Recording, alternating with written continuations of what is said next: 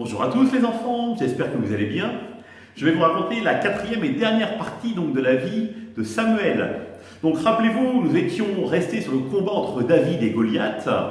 Et donc David a vaincu le géant Goliath car Dieu était avec lui. Et donc Saül, le roi, et David rentrent en triomphateur dans la capitale.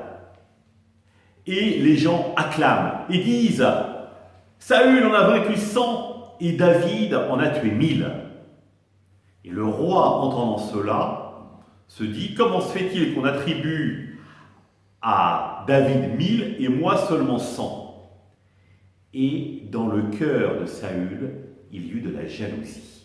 Un esprit de jalousie s'empara de lui. Mais il avait promis à celui qui vaincrait le cœur de sa fille. Et donc, il lui donnera à épouser Milka. Et Jonathan, le fils de Saül, devient le meilleur ami de David. Et donc, tous les deux, ils s'entendaient très bien. Mais cette jalousie rongeait le cœur de Saül.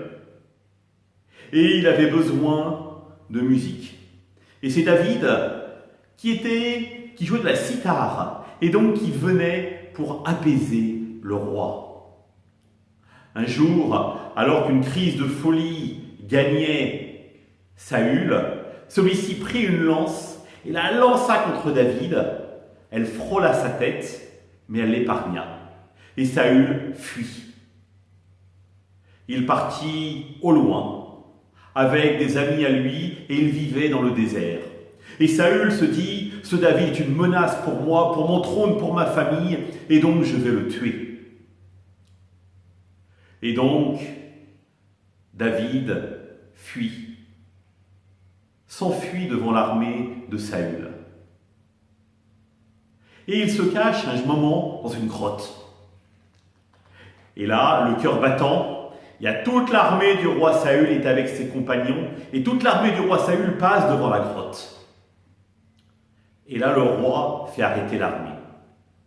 David se dit: je suis pris.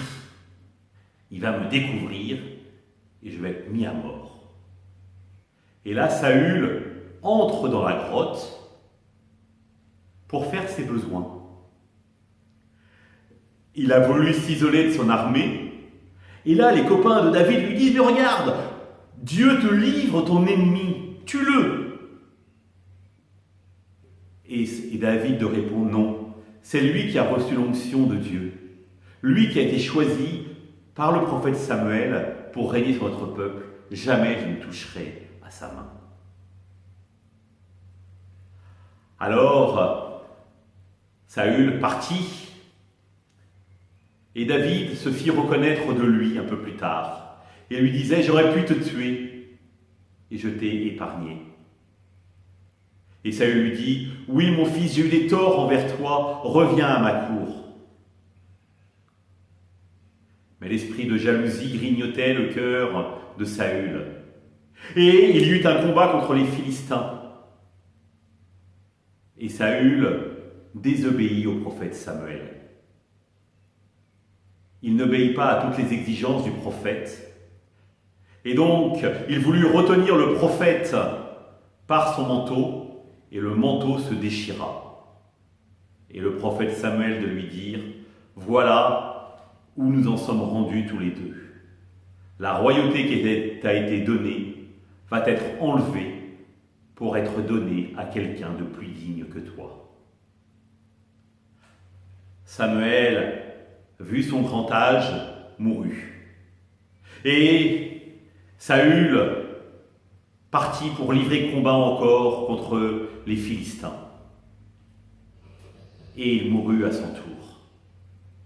Et c'est David qui devint roi d'Israël. Mais ceci est une autre histoire. Je vous raconterai la suite demain. À demain les enfants!